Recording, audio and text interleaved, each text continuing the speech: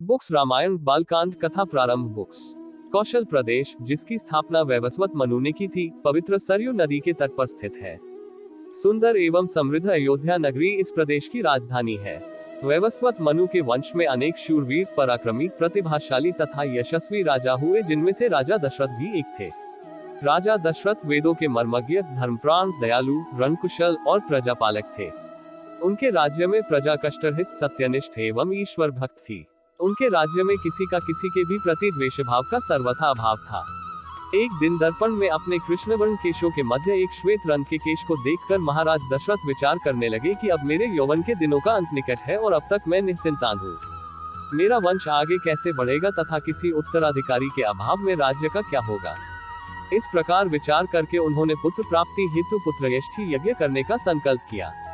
अपने कुलगुरु वशिष्ठ जी को बुलाकर उन्होंने अपना मंतव्य बताया तथा यज्ञ के लिए उचित विधान बताने की प्रार्थना की।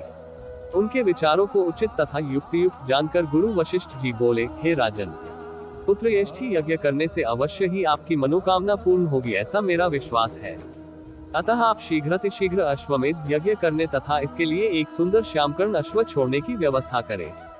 गुरु वशिष्ठ की मंत्रणा के अनुसार शीघ्र ही महाराज दशरथ ने सरयू नदी के उत्तरी तट पर सुसज्जित एवं अत्यंत मनोरम यज्ञशाला का निर्माण करवाया तथा मंत्रियों और सेवकों को सारी व्यवस्था करने की आज्ञा देकर महाराज दशरथ ने रनिवास में जाकर अपनी तीनों रानियों कौशल्या, कैकेयी और सुमित्रा को यह शुभ समाचार सुनाया। महाराज के वचनों को सुनकर सभी रानियां प्रसन्न हो गईं। Thanks you.